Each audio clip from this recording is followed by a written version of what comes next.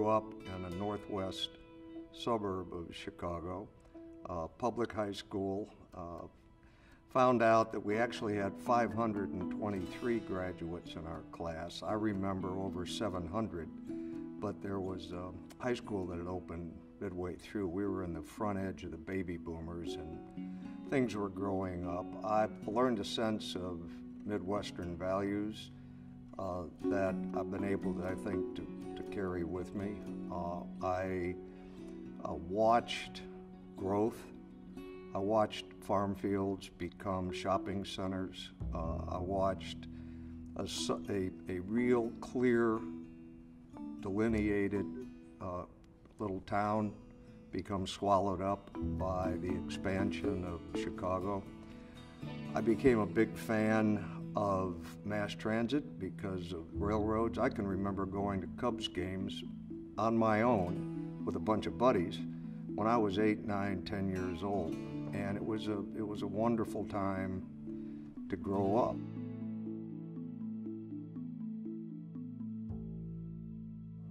Two interests in my family came together.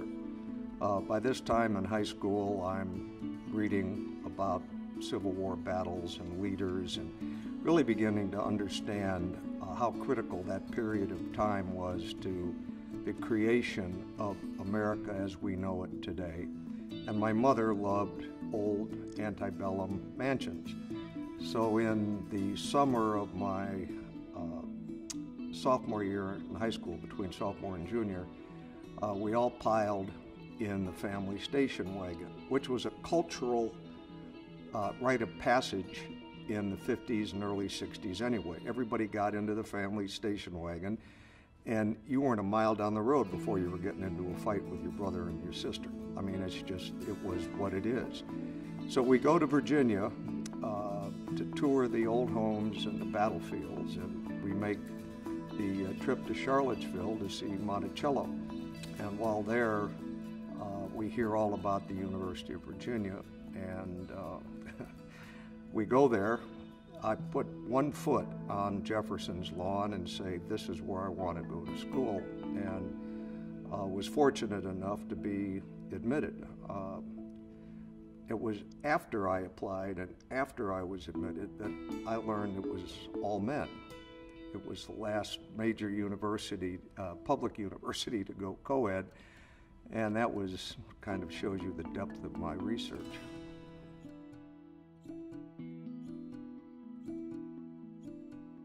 Well, I think the first, to follow up on your point, the accidents, or in looking back, the really good decision, the first one was going to UVA. It was luck, or it was something that caused the Coca-Cola company to hire a guy that was a history major that had never taken a business course in his life. And three things. By that time I was married, I was a UVA graduate, and had just been discharged from the Marine Corps. So I see that as part of answering your question. Now, coming to Texas in January of 1987, there's a big time gap between graduation in '68 and moving to Texas. My wife and I had lived in Atlanta, Lansing, Michigan, back in Chicago, Des Moines, Iowa, Kansas City, St. Louis, Miami, and then here.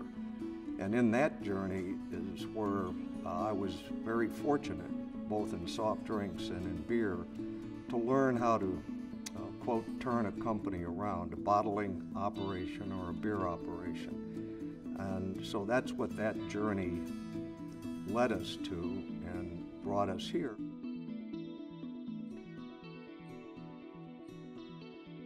I would say what's most meaningful to me is the connection to the individual. I mean, it is, they say service is, 95% boredom and 5% terror. And there's so much of a connection to the soldiers from the American Revolution through the Civil War to today's troops. The equipment's different, but the individual is basically the same. And what really affects me, the Civil War was the first war that was photographed. We have a couple thousand images of soldiers, and then their letters, and the correspondence, even to pieces that have soldiers' art. They couldn't describe a camp scene, but they drew it. And I think that's so personal. That's what, to me, transcends the years and connects us in today's military with those of our forefathers. And I think for the Houston region, we're going to tell the story of about 30 counties from Beaumont down to Goliad. Of course, the tight, close 6-county Houston region. When you step back and think about all of the cultural resources that we have in town, the one missing is a place to learn about the heritage and the cultures that created the city and the region of Houston today. We don't have a visitor center.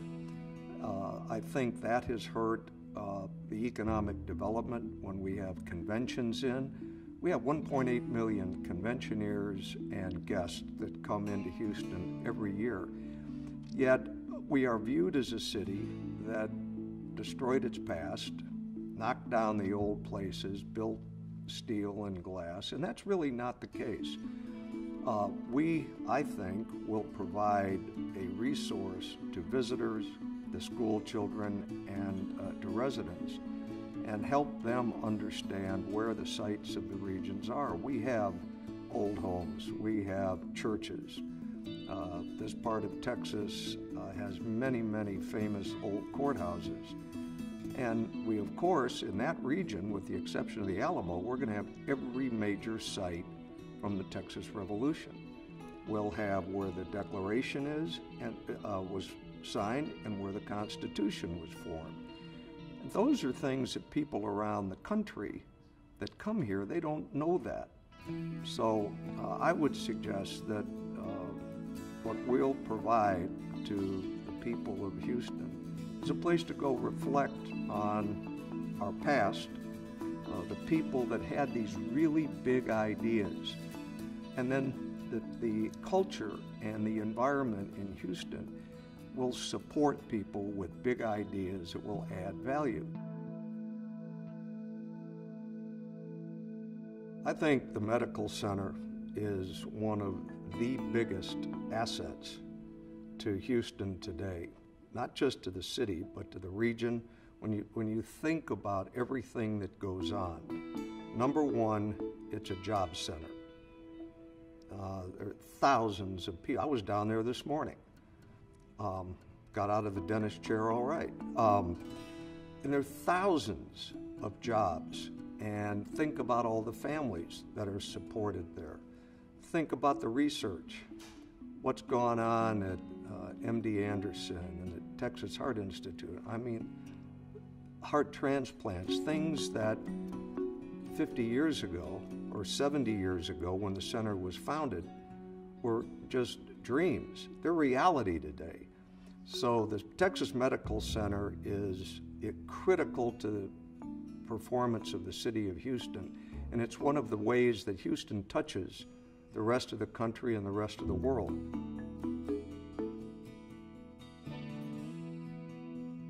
If you talk about excitement and marry that together with history, I would say preserving Civil War battlefields. My role as chairman of the Civil War Trust. We've saved over 30,000 acres all over the country. It's great to watch enthusiasts, students, academics all come together. That's one. Two, I was fortunate to be the chairman of the Texas Historical Commission, and we were able to bring business ideas to the heritage of Texas, and we created 11 different trails. As soon as those trail maps went out, business in those sites that we identified went up 18 to 22%. I began to tell people, just because it's old, you don't preserve it. It needs to be a purpose. And so we brought economic development to the heritage of Texas, and took that when I was fortunate enough to be appointed by President George W. Bush to run the federal side of preservation.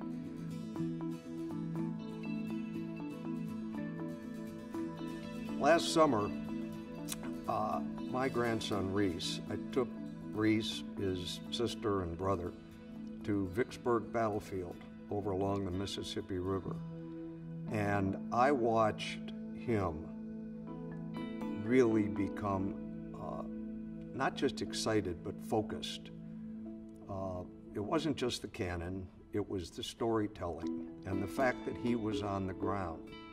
And so much so that I didn't know this, he went over with his parents and bought a Union uniform so that as I came out of the hotel the next morning, he was standing there, 8 years old, in this uniform.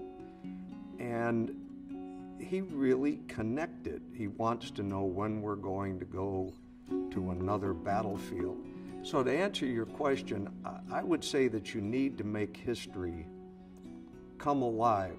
You either do it in an entertainment format or literally put their boots on the ground. Take them to a place like the Alamo, or here in Houston, San Jacinto, or go to the old courthouse and talk about what does this mean. There's a value component that they'll never, ever just absorb out of a textbook.